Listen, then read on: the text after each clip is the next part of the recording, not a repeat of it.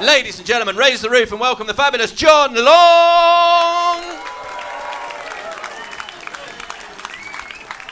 Hello! How you all doing? You right? Thank you. My name's John Long, as Jimmy said. That's my real name. A lot of people think that's a stage name, John Long, because it kind of rhymes, faintly ridiculous. My actual name, although I shortened it, my full name's Jonathan Longathan, so call me that, if you like. I'm from Lincolnshire.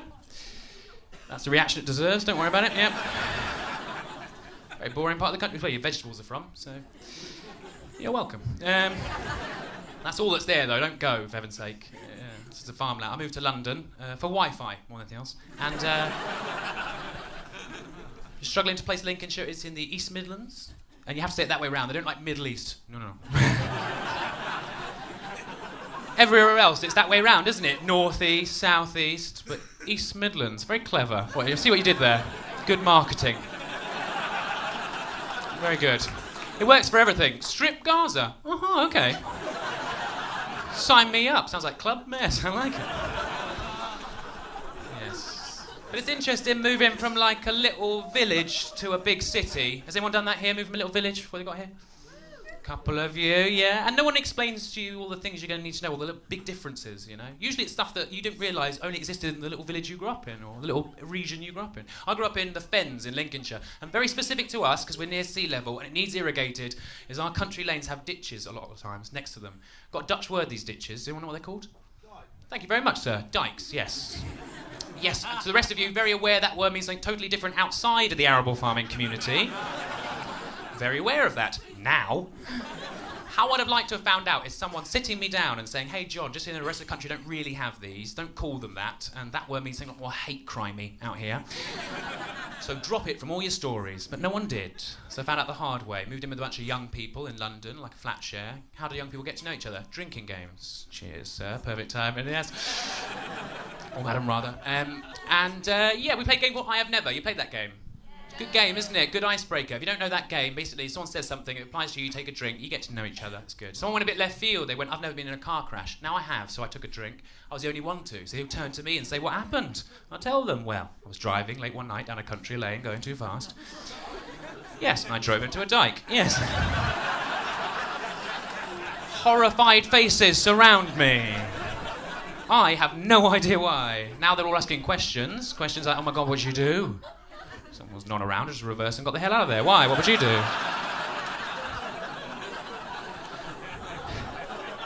Gave the car a quick clean. No one asked any questions. It's the first time I'm telling anyone, actually. Yes. No one spoke to me for 4 years or thought I was a monster. Why didn't no one explain that to me? Also, on the way into London, there's definitely some things I'd have liked to explain. For Londoners, give me a cheer.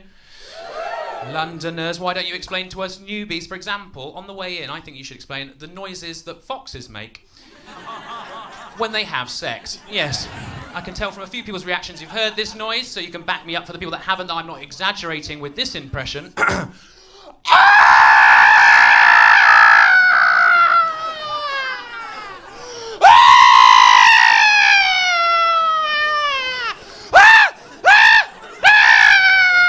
don't you tell us that's what that is? My apologies to the person having to very confused walking in the middle of that. That should be a sign on the way in, no. Mainly so country bumpkins like me aren't walking around at 3 a.m. in our pyjamas going, are you okay? What's happening to you? Have you fallen in a dike? Different world. I called the police, that's who told me. They came to my door. I explained to them the noise, and they went, oh, hang on, was it this noise? And then one of them pointed to the other one, who was clearly the only one that could do the impression.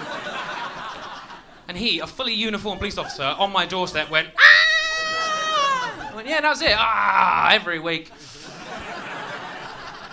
If that is the noises that foxes make when they have sex, how did they get the reputation as the sexy animal? Ooh, foxy. Ah! Makes zero sense to me.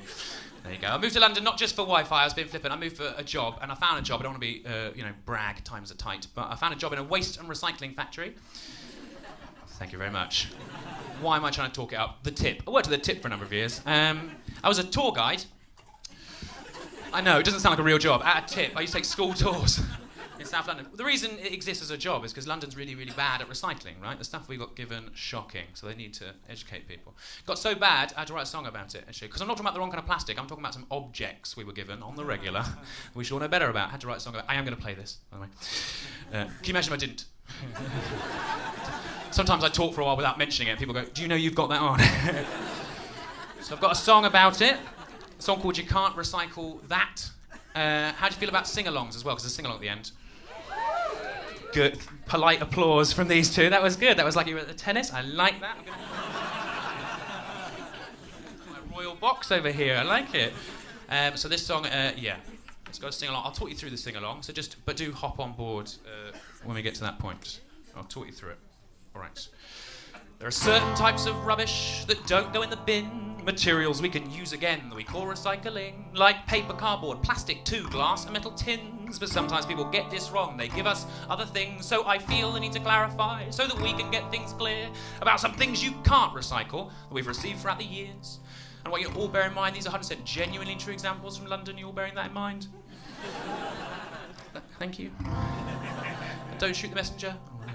You can't recycle dead cats. I shouldn't need to say that. Yet at least 2 or 3 times a year, someone sends us through. Yeah.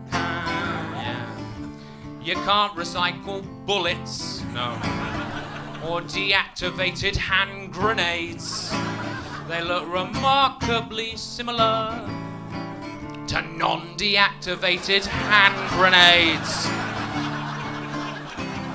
Shat myself. Very hard day at work. And you can't recycle dildos, no. But seriously, we got lots and lots of those, and we don't know where they've been. By that I mean we know exactly where they've been. So stop sending us dildos. I didn't mean to make eye contact with you as I said that. I'm so sorry. I'm not singling you out. Look, I know that you're an intelligent crowd. You wouldn't do it. You wouldn't. You say, I'm sorry. Yes, I do. No, you know they're rigid plastic. You wouldn't do such a thing. But some people. I'm telling you, in the late noughties in Wandsworth, something of an epidemic. And people think out of sight, out of mind. But it all has to go somewhere. And sadly, this is a true story.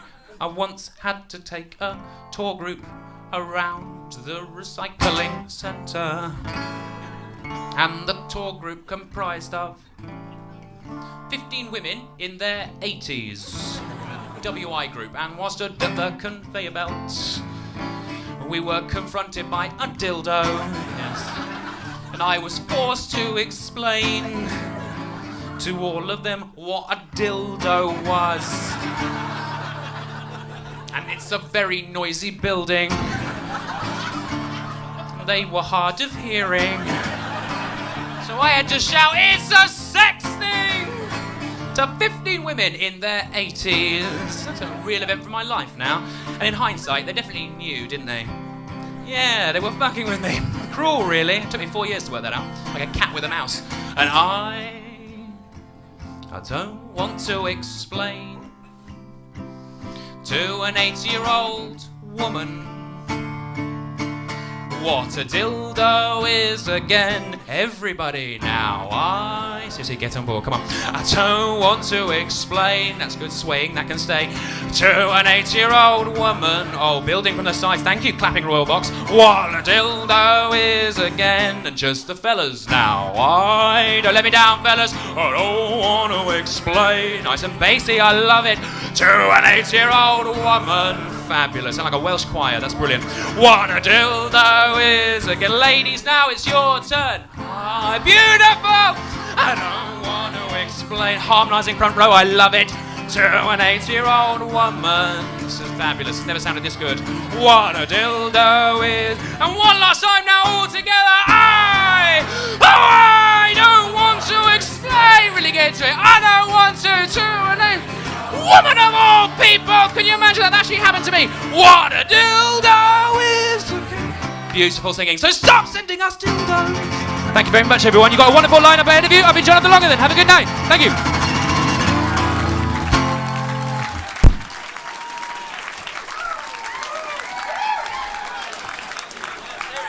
Let's hear it, ladies and gentlemen, for John Long. John Long.